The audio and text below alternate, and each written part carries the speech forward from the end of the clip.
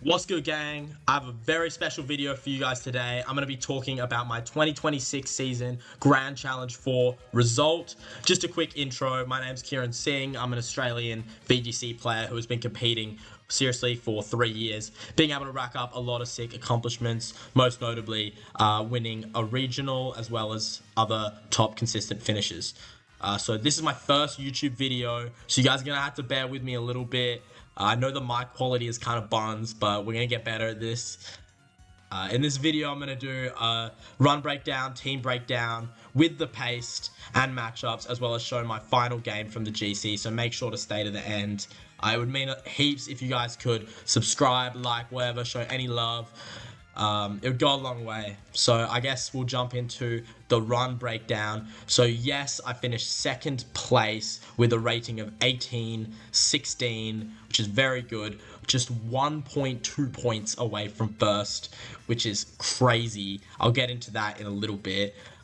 So for those that don't know the Grand Challenge, this is a online ladder tournament where all the top players will compete for championship points to qualify for the World Championships. So it's pretty hard. It's a very hard tournament. I'm very happy with how I managed to do. It's the best I've done by a lot. So yeah.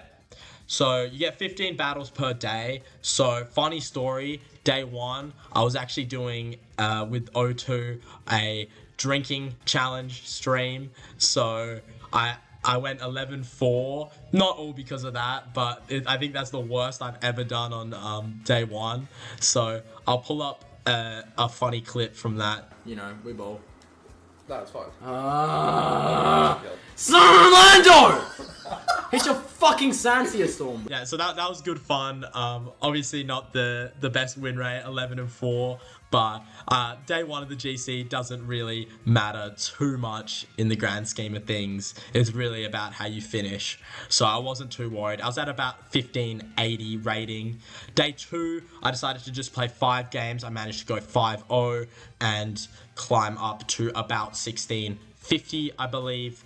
In day three, I played in the morning, in the afternoon, Perth time, until about 17:55, I think, with 2 losses, maybe a 8-2 or 10-2 or something like that.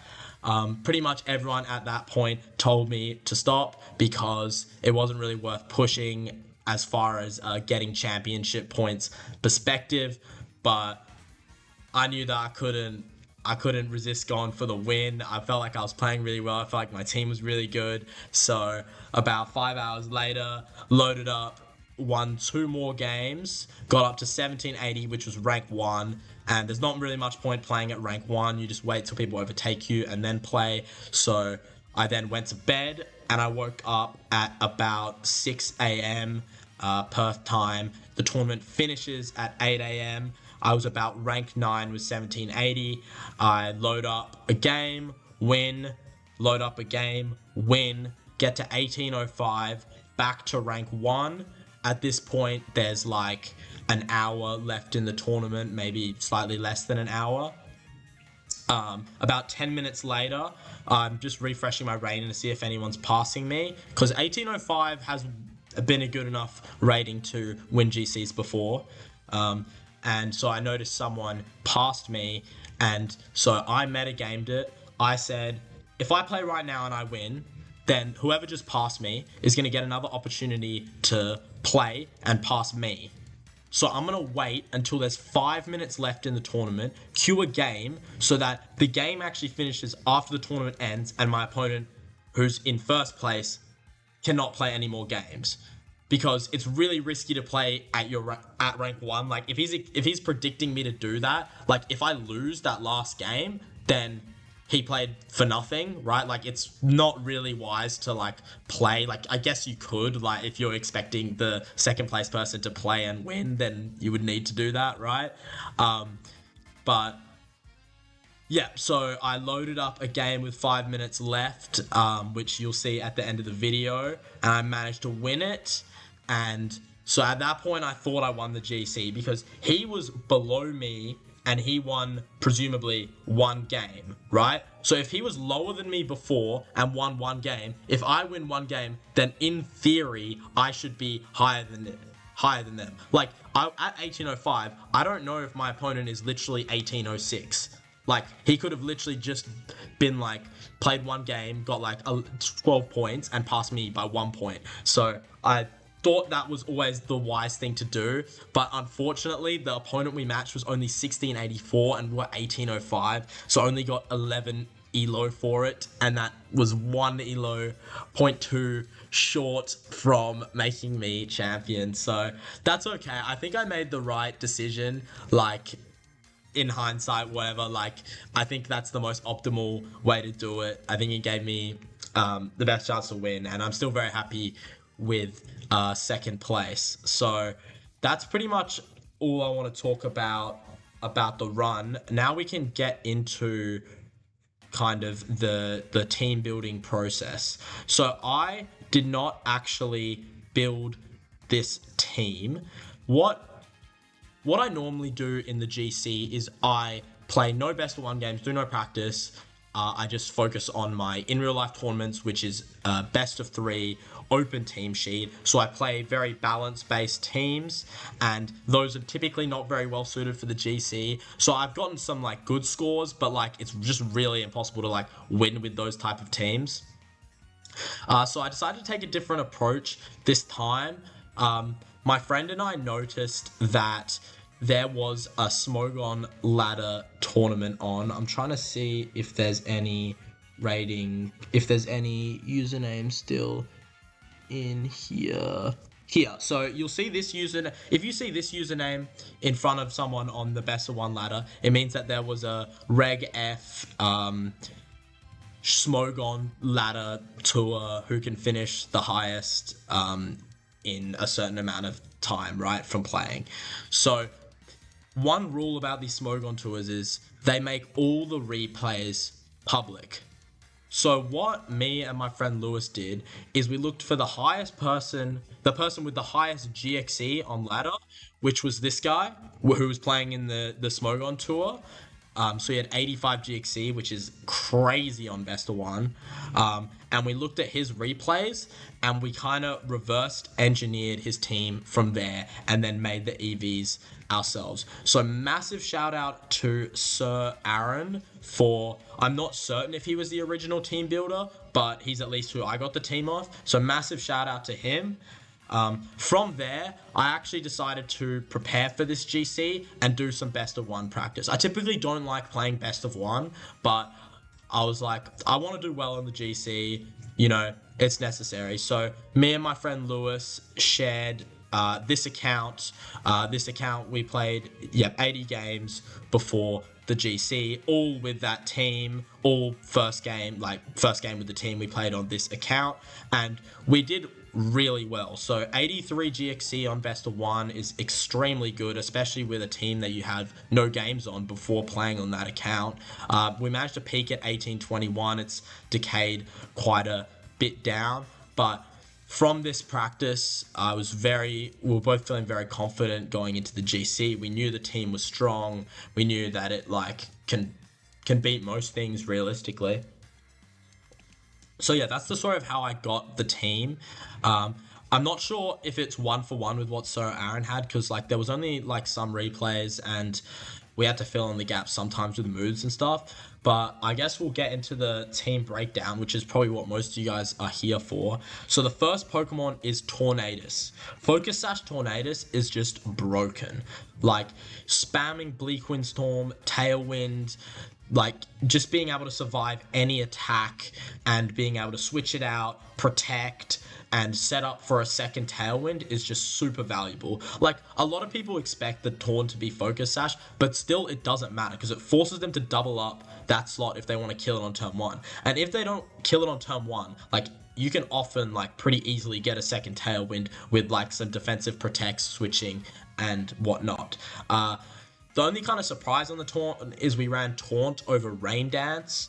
I think Sir Aaron had this, and so we kind of just ran with it. It was pretty good. I like taunting some Amoonguses. It's always scary taunting stuff in the GC though, because you don't know what's got the mental herb or whatever, but it's good for the Porygon 2 matchup as well. The spread is just simple. I know some people calc to live Surging Strikes, but we were pretty lazy with the EV spreads. We were just like, we ball like 252, 252, get that maximum damage and speed out. Terra Ghost, of course, in case, it's pretty risky to click Fake Out into Tornadus because of how often they carry the Focus Sash, but sometimes it just guarantees wins being able to Terra Ghost if you don't need it on a different Pokemon, just in case they Fake Out. Or also into like Extreme Speed, Facade from Ursaluna, Hyper Voice from Farigiraf, whatever it is. So yeah, that's Tornadus. The next mon is Farigiraf. So this is a Tail Room team. We have a lot of abusers of that, which we're going to get into. So we went with Terra Fire on the Farigiraf. Generally in the GC, I prefer Terra types that have resistances. Fairy is the most common Terra on Farigiraf, but it's just pretty nice to be able to resist stuff like Fairy type moves from Flutter Mane or Terrafire Cudgel, Wood Hammer, whatever it be. Chi-Yu as well on lead. We ran Mental Herb because there's a lot of random taunts in the GC, and a really important Pokemon that you need to bring Farigiraf against is Flutter Mane, and pretty much all the booster Flutter Manes carry Taunt, and if they waste they should like probably cover for you being Mental Herb, but if they waste a turn taunting, like you just get so much value from that. The spread, I don't really know, like max HP, max defense for like Urshifu, like Rain Dance and stuff, Urshifu, whatever, 20 in Spadef. Not sure why it's not max. I think I did like one calc and changed that, but yeah, like I like Fizdef for Rig. You can definitely change this spread to whatever you like. And then probably the coolest mon on the team that caught the most people off guard was the Basculegion. So we actually ran Spooky Plate Adaptability Terra Dragon Basculegion. Now this was so good in the GC because if someone versus a Basculegion, they're assuming that it's like choice locked into something. Choice Scarf, choice Band. So a lot of times I would come in and I would click Aqua Jet because I had to, right, like from the early game, and then they think I'm locked into Aqua Jet, and then I can just like get such value at Last Respects, which isn't fully covered for, as well as just being able to protect into what they think is like safe attacks. Terra Dragon's good for Raging Bolt, like obviously they can Draco Meteor you, but you usually just need to get like that one attack off resisting Electric. It's good into like the Fire Pond Rilla teams. Like Terra Dragon was definitely very strong on the Basculegion, did use it quite a bit. The spread, I liked this speed stat because I wanted to underspeed a lot of opposing Tailwind Pokemon because it can work in both Tailwind and Trick Room. So it outspeeds like, your Flutter Manes in Tailwind, not the booster speed ones, but pretty much everything that you need to outspeed all the fast ones there. And then in Trick Room, you're going to underspeed like all the like offensive Pokemon like Iron Crown, for example, which hangs around like 125 to 130, or like the Band Urshas, which hang around like 125 to 130-ish or more. So the speed was very nice. I liked the 119 speed stat because you want to creep like Rillaboom still. That's like the main one. And also Raging Bolt sometimes run 252 speed Modest, which hits I believe 113, so it's very important to outspeed that. So that's the Basculegion. The rest is just dumped in HP. It's got a good it's got decent bulk, like it can take some attacks. It was very good. I brought it about 70% of games in the GC, which is probably a lot more than people expected. Caught a lot of people off guard. Spooky Plate Last Respects just stacks. You need it as an Urshifu Rapid Strike counter as well, because like the rest of the team's pretty weak to Urshifu. You usually let it kill something, come in, Last Respects, boom, does a million damage. It's very good. The next one is Iron Hands. This was definitely the least valuable player of the team. I only ever brought it if I led Hands for Rig, which I did in about 15% of games, 20% of games, maybe 20% of games. But in the matchups that it's good, it's so good. So it's clear Amulet, so you cannot be intimidated by Landorus or Incineroar, and lets you get the full value out of the Trick Room turns. Helping Hand, Close Combat, just does infinite damage. Heavy Slam one-shots Flutter, Wild Charge one-shots Torn. There was no reason not to just make this guy max HP, max attack. You could probably do some stuff with the HP stat, redistributing it to defense and special defense, but I was just like, max it. Don't need to overthink it. Terrify is good for like Flutter, Chi Yu, and some other stuff. You don't get the ground, you don't lose the ground weakness on Terra, which is kind of annoying. So maybe you can consider a different Terra. I don't even know if I terrored the Iron Hands in the Global Challenge, to be honest. Because usually if you're leading Hands for Rig and you need a Terrifier in front of something, you need a Terrifier the Farig, because you need the Trick Room to be able to win. It was good. Like, I ran non-min speed. I think if I were to do it again, like, I would run min speed, because the theory is like, okay, you can like bring in Tailwind and like 140 outspeed some stuff, like Mystic Water Urshifus that are bulkier, all the Rillabooms, whatever. But like, you don't bring it in Tailwind. I was never a position where I had Iron Hands out in Tailwind. Like, you lead it or you don't bring it. You lead it with Farigiraf or you don't bring it, in my opinion. So I didn't even bring this guy into the Trick Room matchup, like opposing Trick Room matchups. It's bad into Psy Spam, it's bad into P2 Ursa, because like at best, even if you're min speed, like you're gonna speed tie them and then they can just Terra Ghost as well. But we'll get into the matchups later. The next Pokemon is Dark Ursh, which I would say is the other MVP, maybe besides Basque. Dark Ursh, Terrafire was so good. It's so good into the Firepon spam teams, because they have like only Urshifu that can hit fire types, or Landorus, and like the Landorus just gets one shot by Wicked Blow if they're not like bulky. The spread lives like Earth Power a certain percentage of the time pretty reliably from opposing Landos. The speed stat 125 was very nice. It allows it to operate in both Tailwind and Trick Room. Definitely made a good decision on the speed stat. I wasn't getting outsped by stuff that I really wanted to outspeed, or it was easy to play around. You got the standard 3 moves and Poison Jab just to hit those Fairy type Raging Bolts or Flutter Mains, which like to Terra Fairy in front of this team. You're clicking Wicked Blow 80% of the time, Close Combat 15% of the time, and Poison Jab 5% of the time. I think I clicked Sucker Punch a few times, but like Choice Band and Sucker Punch is not a good combination. But you do need to run it, like for some like pins in the end game and stuff. And the last mon is Landorus. Landorus is the GOAT. Very simple spread, max, modest, just do all the damage that you can, set up for the late game. Probably Torn Lando was the most common lead, or Torn Ursh. You just spam damage and set up for your sweepers in the back, like Dark Ursh and Basket Legion, to clean up. Sandsear Storm was very good. You shouldn't click it too many times though. You need to try and create game plans where you don't have to rely on Sandsear Storm. Otherwise, like, you're setting yourself up to lose. You want to be clicking Earth Power and Sludge Bomb most of the time, but this guy is the GOAT. Terra Steel was very good. Like, you need resistances. Terra Poison doesn't give you the resistances you need, like resisting Hyper Voice from Ursaluna Blood Moon Facade from Ursaluna, resisting Ice. You still get the Fairy Resist, resisting random Steel type moves, let's say. Just resisting Ice. We have no bulk on the Lando, so it's more important to run a Terra type that resists stuff. So Terra Steel was very good. I definitely would not change anything about this Lando set. Obviously max speed just to like outspeed Adam and Urshifus and other mons around that speed tiering.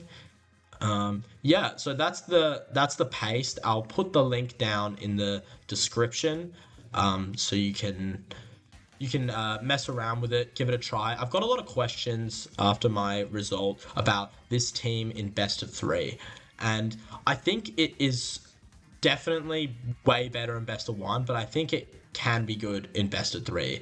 Like Sash, Torn, Lando, like Band, Ursh, are like, and Farig are just like, and Hands honestly, like those five Pokemon, like they can like reasonably expect what to come. Okay, maybe like they're not expecting the Terrifier on the Dark Ursh, or they're not expecting Sandsear Storm every single time, or they're not expecting Clear Amulet. But like these mons are just like consistently good. They're not like super cheesy.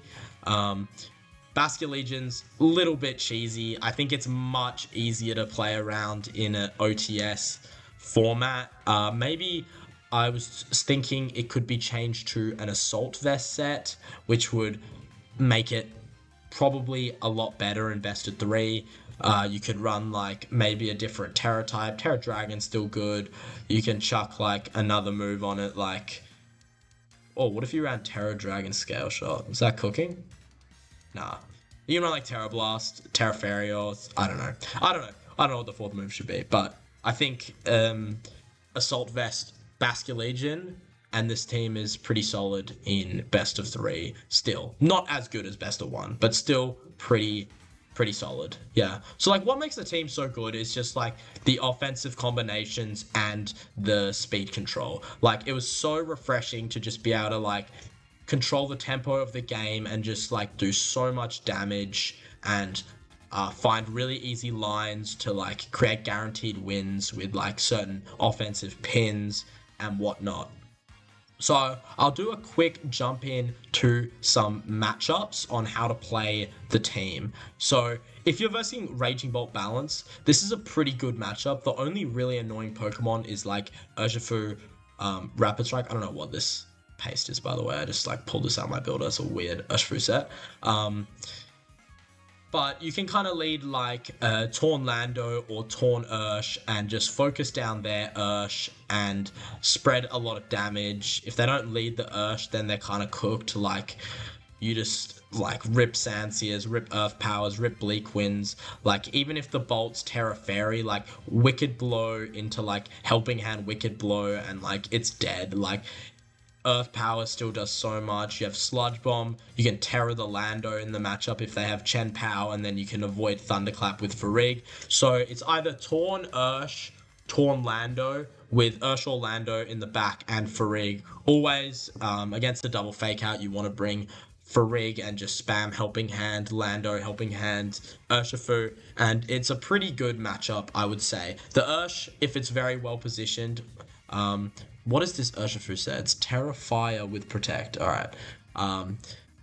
Anyway, let's just do that. That's better.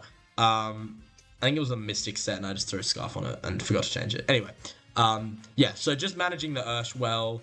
Trying to get up a second Tailwind if you can. So that might include switching Torn on turn 2, for example.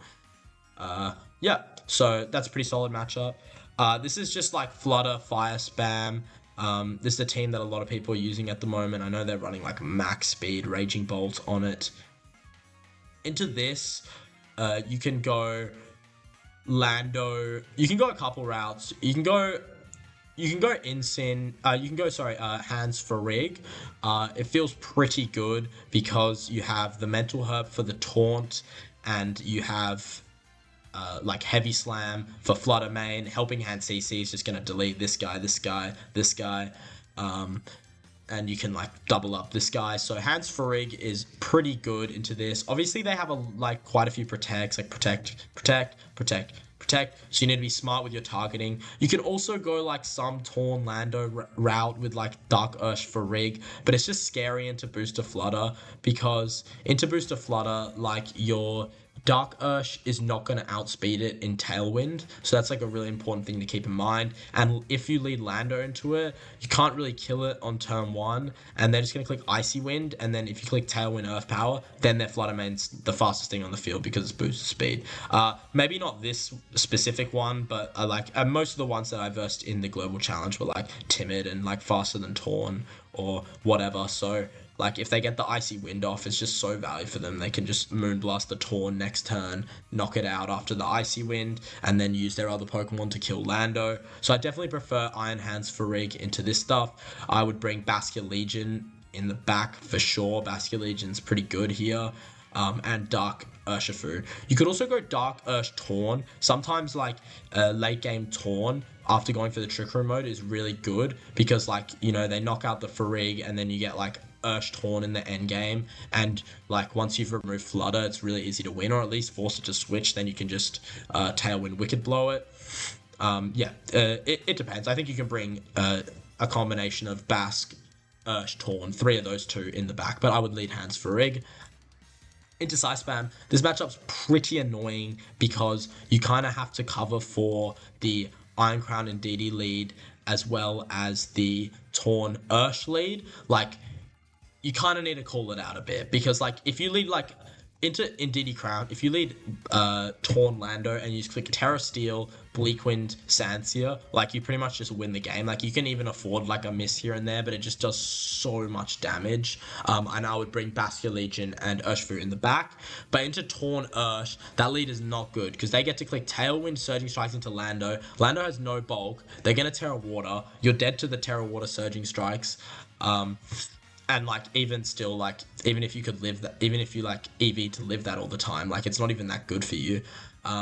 So, like, it's kind of sketchy into, the, like, if I led, so you can do Hands Farig, though, and even if they switch in DD, like, it's not that good for them. Like, I would probably just, like, click Tailwind Wild Charge turn 1, like, Wild Charge the Tornadus, because it's probably going to, like, switch to DD, and then because you get that Wild Charge damage off, they can't reverse your Trick Room next turn, and you can click, like, CC Psychic, and then bring in your Bascullegion Legion, which is going to underspeed every single Pokemon on this team. But, yeah, so don't let the DD, if you do Hands Farig, don't let the DD come in unpunished, otherwise they're probably going to be able to set Trick Room, unless you're taking knockouts, okay, which is alright.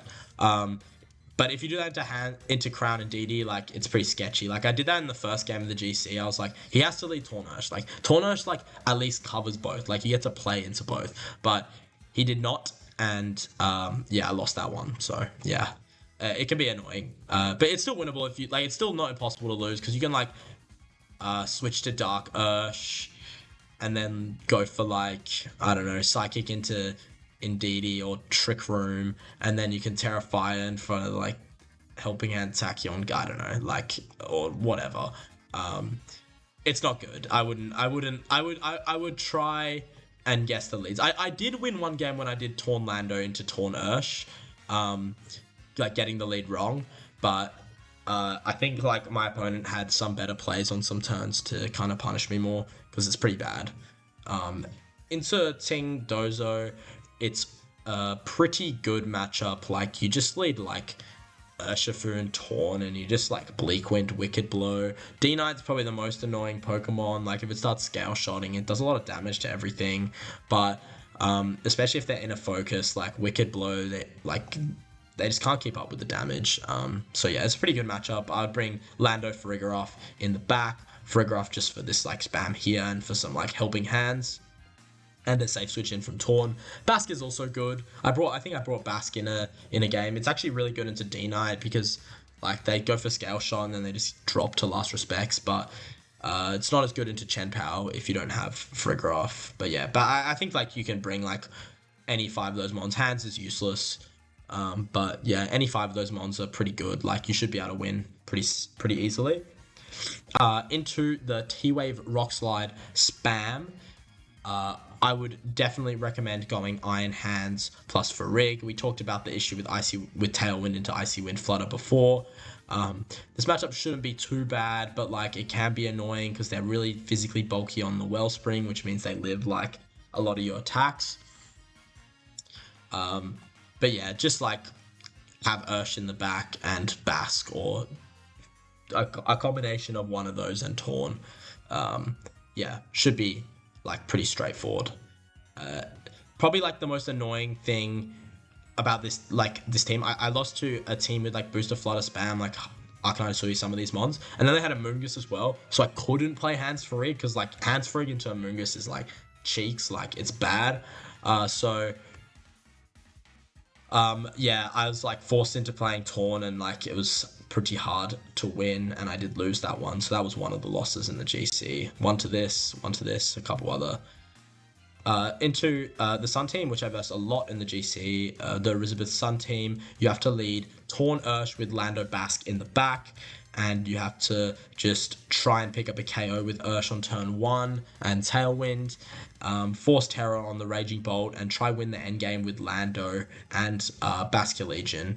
I think the matchup is fine, but it can be hard. Like they usually lead like Raging Bolt plus Walking Wake or Flutter Mane. Like I think like one of the games, like I just poison jab the Flutter Mane and it put me in a really good spot because like otherwise like it's pretty cooked. If you Wicked Blow and they just Terra Fairy, especially if they have Icy Wind, like one of them had Icy Wind and like it was so bad.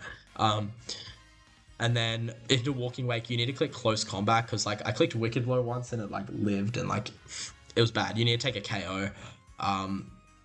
Yeah, and you should be able to win. It's tricky, but it's very winnable. Into Psy Spam, you just lead Lando and you lead Torn and you click Bleak Wind Sanseer and you hope. If you hit the Hatterene, like it often just kills. You can afford some misses sometimes, but you need to hit like you need to hit a lot of them. You need to hit a lot of them. If you double hit both, like you probably just win the game on the spot. If you miss like the mon that's clicking, if you double hit the hat and miss both the Ndidi, who's probably clicking follow me, right? Then like you win the game as well. If you like, you just don't want to like kill Ndidi and not hat, because I think you lose the game on the spot if that happens. Because then they get in Dark Ursh, and like this thing just like runs through you with like Gleam, Wicked Blow, like yeah. But yeah, I think like these are like the main matchups I wanted to talk about. You can play into anything, man. Like it's very winnable. So yeah, that's the team. I thought it was great. I thought it was very refreshing to use something offensive in the GC. I definitely felt like the lines were just like coming to me so well. The practice really paid off, and yeah, I felt really confident in my plays. I felt like I was cooking every game, and like yeah, that's what led to second place in the GC, which ain't too bad. So yeah, pretty proud of that. We'll just keep trying to get better. Hopefully, we can find another team for the next GC, which is strong.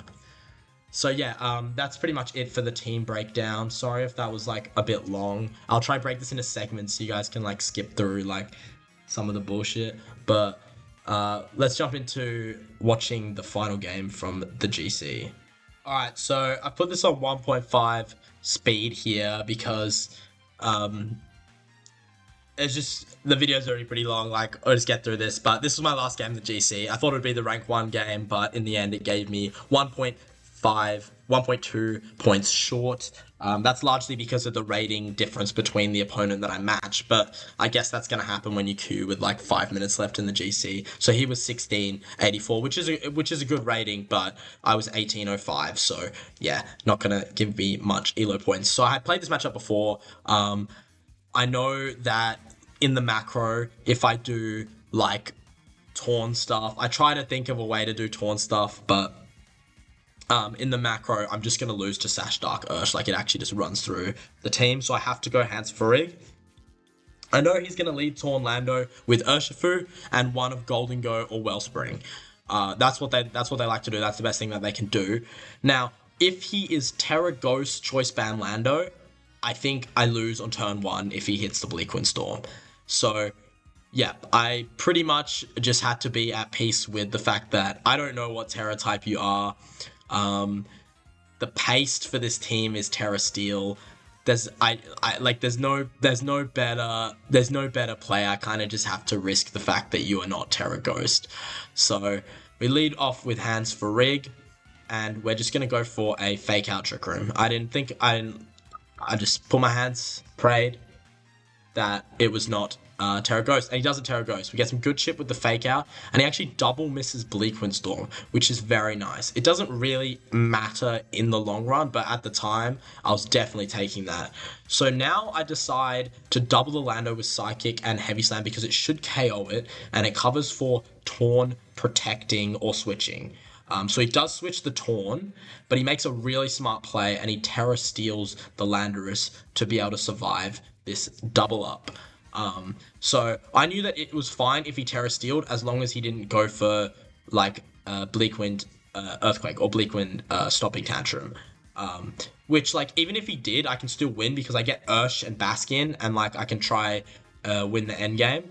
But I knew, and also I knew if it didn't kill, I'd put it in Gleam range at least. So he knocks out my hands. It was a good Terror from him. And now I have a decision to make. I don't know the speed stat of the Landorus and Gold, but I've played this matchup about 4 times, and every single time, both their Gold and their Lando outsped my Dark Ursh. So first, I try and think of, can I like have a really consistent way to win with Basket Legion coming in, because it's slower than the Ursh, I'm more likely to underspeed them in Trick Room. But I figure, okay, as long as I underspeed one of them, like I'm okay, and I need to not attack into Protects, and that's why Urshifu needs to come in. So here I can just click Psychic into the Landorus and Wicked Blow the Goldengo. And he doesn't, if I'm slower, he pretty much has no play at this point to win the game. So we get the Psychic off, it's 2-hit KO, and Wicked Blow just KOs the Goldengo, of course.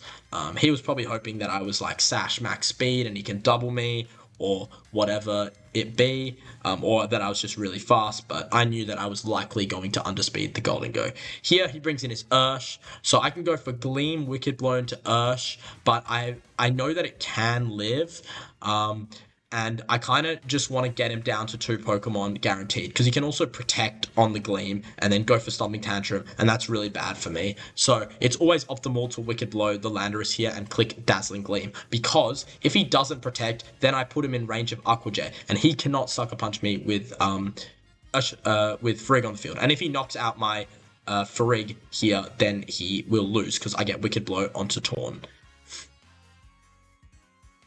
So, yeah, I could have maybe Terra-Fired the Frigg here, but he kind of had to target Ursh. I think it would have been slightly more optimal to Terra-Fire the Farigiraf, just in case he did go for Wicked Blow, just lock it up even more. So here, I know that I have guaranteed win. Now, if he hit the Bleak Wind before, you might say, okay, he would be able to Bleak Win you here, but my Farig will always live to...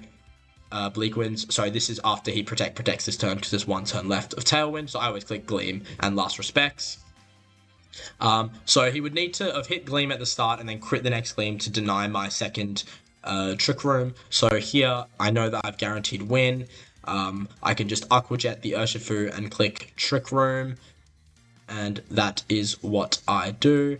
I make sure that I am locking into Aqua Jet, because that would be a crazy way to lose the GC. Yep, Aqua Jet comes off. He can't Sucker Punch because of Farig. We get up the Trick Room, and that is game over. He clicks Protect like 4 turns in a row and takes it to time, so I'm just going to stop the recording there, but GG's to my opponent. And then I'll fast forward to the end here where it shows the rating update. And so we get the communicating, and I look at the rating. I see rank 2, but I know that like the times it's like 8:05. The GC ended 5 minutes ago. So I'm thinking that like it just hasn't updated the rating. Like it updated my score but not the rating. Or maybe rank 1 is still in a game and it's not gonna like count that. Like I assume there was like something going on with there, but I was also like cautious that like I didn't get enough points. But I was like gonna be really surprised if I didn't get enough points. But yeah, it said I was ranked 2, but I just assumed that it doesn't update. I haven't been in like that position where I know that like if you finish a game after the time runs out that it shows you the updated ranking, but that would be our final placement anyway, because then like right after this, if you exit out, it just like kicks you from being able to see the screen, right? Takes you back to search competitions and you wait for the results to be posted. So yeah, that was my GC run, 36-1 in the end. Very good run, very proud of that. I want to say thank you to Lewis Multiboy for prepping for the tournament with me. And I want to say thank you for everyone who helped out on this video, like Scooteezy, Jack Lloyd, and Dan Biguli. And yeah, thanks for watching, guys. Chuck a subscribe, show some love. I'd really appreciate it. All right, take care.